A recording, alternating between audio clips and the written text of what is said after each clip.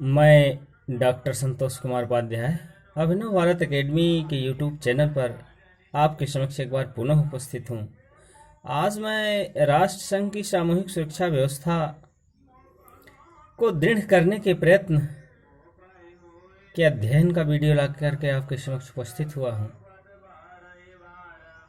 राष्ट्र संघ की स्थापना के समय से ही यह अनुभव किया जाता रहा था कि उसकी सामूहिक सुरक्षा व्यवस्था राष्ट्रों को पर्याप्त सुरक्षा प्रदान करने में असमर्थ है तथा उसे और अधिक सुदृढ़ बनाने का प्रयत्न किया जाना चाहिए। इस उद्देश्य की प्राप्ति के लिए अनेक प्रयत्न किए गए। इन प्रयत्नों में से 5 अधिक महत्वपूर्ण थे। पहला प्रयत्न पारस्परिक सहायता की प्रारूप संधि का था और दूसरा प्रयत्न जनेवा प्रोटोकॉल का था। तीसरा प्रयत्न लोकार्नो संधियां थीं। चौथा प्रयत्न पेरिस का समझौता या केलांग ब्रिया समझौता। पांचवा प्रयत्न जनरल एक्ट 1928। पारस्परिक सहायता की प्रारूप संधि राष्ट्र संघ की सुरक्षा व्यवस्था को सुदृढ़ करने का प्रथम महत्वपूर्ण प्रयास पारस्परिक सहायता की प्रारूप संधि थी, जिसे सन 1923 में राष्ट्र संघ की साधारण सभा ने स्वीकार किया था। इस संधि की मुख्य बातें निम्नलिखित थी। पहला था, इसने इस बात की घोषणा की कि आक्रमणात्मक युद्ध एक अंतर्राष्ट्रीय अपराध है तथा संधि को स्वीकार करने वाले देशों द्वारा यह वचन दिया जाता है कि उनसे कोई भी ऐसा कार्य करना अपराध नहीं होगा। दूसरा, युद्ध प्रारंभ होने के 4 दिन के अंदर राष्ट्रसंघ की परिषद यह निश्चित करेगी कि कौन आक्रमणकारी है। वह यह भी निश्चित करेगी कि जिस देश पर आक्रमण हुआ है उसे किस प्रकार से आर्थिक और सैनिक सहायता दी जाए। तीसरा, सैनिक सहायता देने के लिए उन्हीं देशों से कहा जाएगा जो उसी गोलार्ध में स्थित हो जिसमें आक्रमणकारी राष्ट्र संघ स्थित है। सैन्य बल के प्रयोग का उत्तरदायित्व राष्ट्र संघ के सभी सदस्यों पर नहीं वरन केवल संधि पर हस्ताक्षर करने वाले देशों पर रखा गया। ऐसे देश भी इस संधि को स्वीकार कर सकते हैं जो राष्ट्र संघ के सदस्य नहीं थे।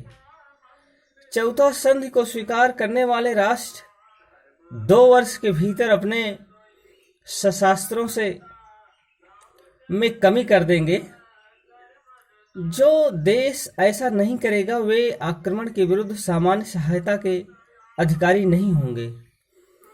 हार्डी के अनुसार संधि एक मसविदा, एक आम गारंटी और एक स्थानीय मैत्रियों की प्रणाली के अपने अपने लाभों को समन्वित करने और उनकी त्रुटियां दूर करने का एक अत्यधिक बुद्धिमत्तापूर्ण यत्न था।